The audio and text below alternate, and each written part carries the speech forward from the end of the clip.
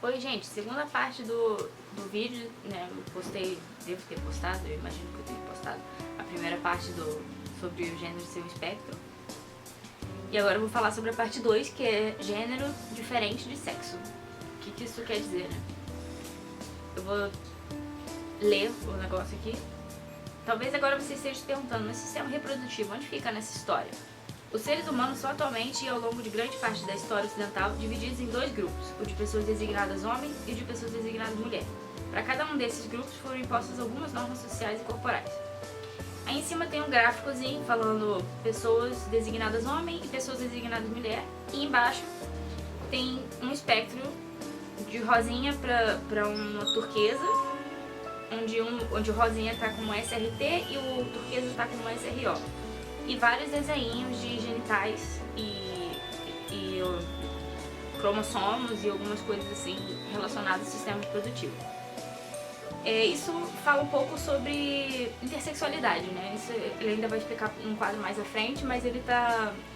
Aqui já dá pra ver algumas coisinhas que são a respeito de como existem dois padrões básicos extremos, né, que a gente conhece sempre, e são aqueles que as pessoas sempre consideram como os únicos que tem, macho, fêmea e tudo mais. Mas aí justamente a gente vai conversar agora sobre como não é assim, não é só macho, fêmea, tem um montão de coisa no meio e um montão de coisa que impede que seja tão dualista assim a coisa como normalmente a gente pensa. No quadro seguinte a gente vê mais uma tabelinha. E metade está dizendo pessoa designada homem e a outra metade pessoa designada mulher. Eu botei alguns dos estereótipos que costumam recair sobre essas pessoas, que é o que as pessoas sempre esperam de pessoas que são assim, designadas dessa forma quando nascem.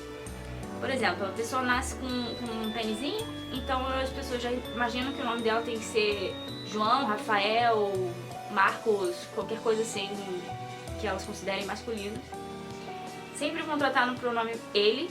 Eles sempre vão dizer, é o bebezinho, o menino, o garoto, sempre vão tratar no masculino.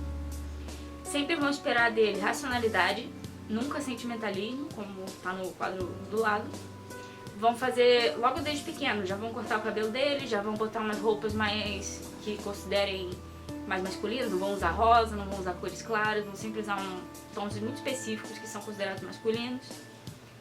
Vão esperar que ele brinque com carrinho, bola, videogame, coisas desse tipo. Vão esperar que eles sejam muito competitivos, e isso é uma coisa que influencia muito a vida adulta dos homens, né? Vão sempre esperar rigidez e sempre vão esperar que o menino, ou pessoa designada menino, tenha um pênis e que funcione. Porque se não for assim, não vai ser lido como um homem padrão, como é esperado. E para as pessoas designadas mulher, basicamente a mesma coisa, só que para os estereótipos femininos que a gente já conhece, né? Que tá aqui, nomes femininos, pronome ela, sentimentalismo, cabelo longo, roupas claras, coloridas, né? Princesas, fadas, roupas, que é o que as pessoas elas vão ganhar principalmente. Vão esperar que goste de romance, delicadeza e que tenha um útero funcional. Porque basicamente as pessoas querem que as meninas sejam... Os meninos, né, eu digo, os bebês que nascem designados meninos, eles já são criados com a intenção de que sejam incubadoras, basicamente, né? Então, por isso que se espera que tenha útero funcional. Caso não, cai naquela coisa também de não vai ser uma mulher assim, então uma mulher, entendeu? Enfim. Aí, mais abaixo está escrito assim: algumas pessoas não cabem nessas imposições, sejam por razões psicossociais, políticas e ou biológicas. Entre essas estão as pessoas trans, intersexo e aquelas que compreendem que essas normas são um problema para a sociedade. Porque independente de existirem pessoas trans e pessoas intersexo, esses estereótipos são ruins para todo mundo mesmo. Especialmente, claro, para as meninas, para as pessoas trans, para as pessoas que são na minoria de gênero e tudo mais, né?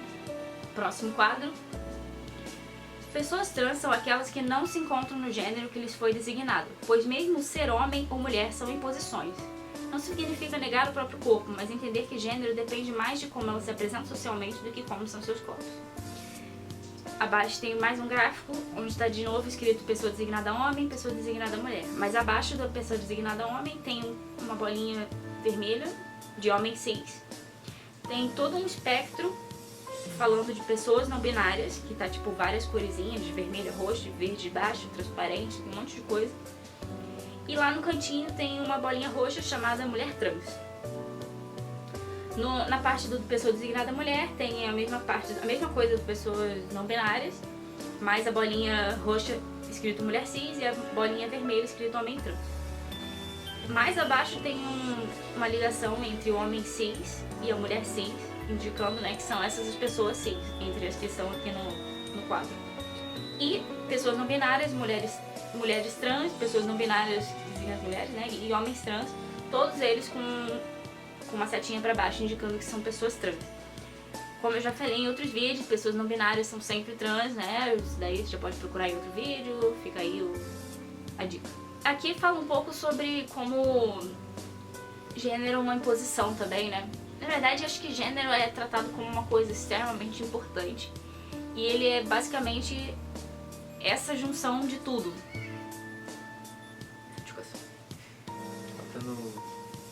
Tela cinza. O gênero em si também é uma imposição, pelo menos aquele que nos é dado no nascimento.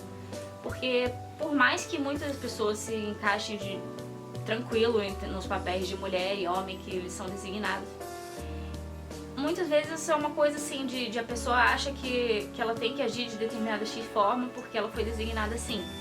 Pra gente, pras pessoas trans, essa coisa do gênero eu acho que se encaixa mais numa coisa de se perceber fora dessa estrutura tão binária que eu mostrei, né, que eu falei, que todos se espera que os meninos sejam assim, as meninas sejam assadas.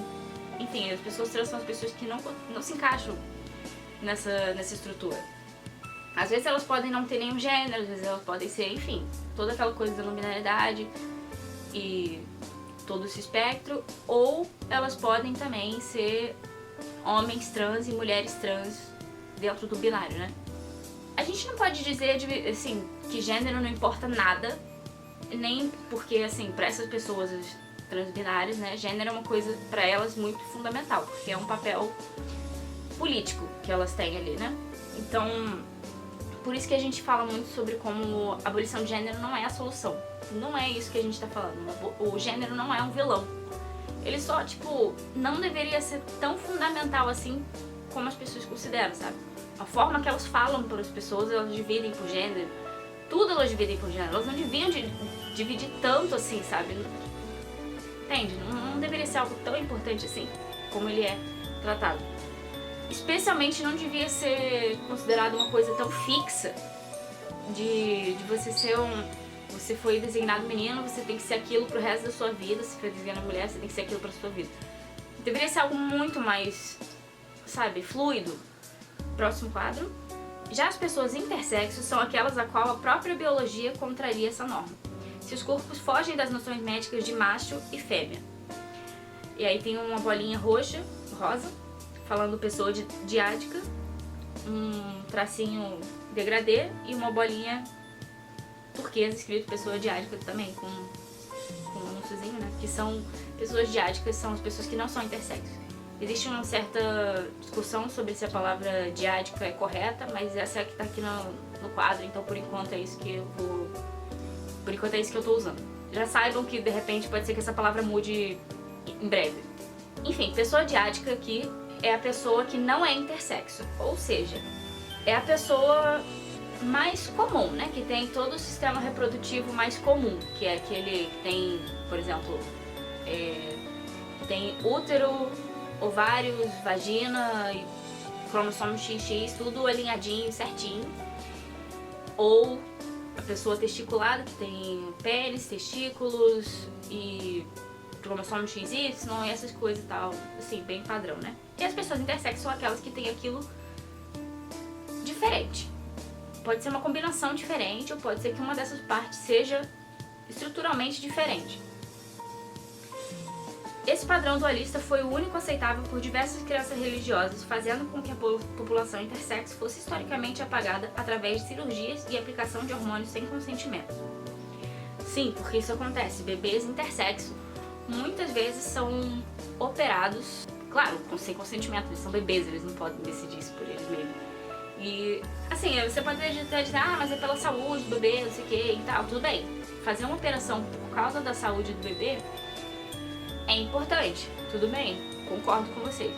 Mas tem muita gente que acaba passando por operações desnecessárias por pura estética, por pura questão de, mas isso aqui não existe, sendo que acabou de existir, né? Mas isso aqui não existe, você tem que escolher entre pênis, vagina e tudo mais.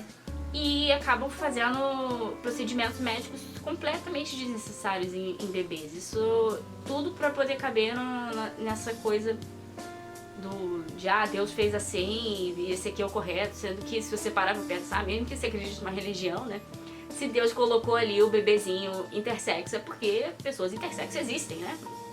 É uma coisa natural e existe. É pura intersexofobia, sabe? De fazer isso com um bebezinho. Crianças mais velhas, até adultos, muitas vezes são incentivados a mudar e ninguém explica pra pessoa o que é intersexualidade.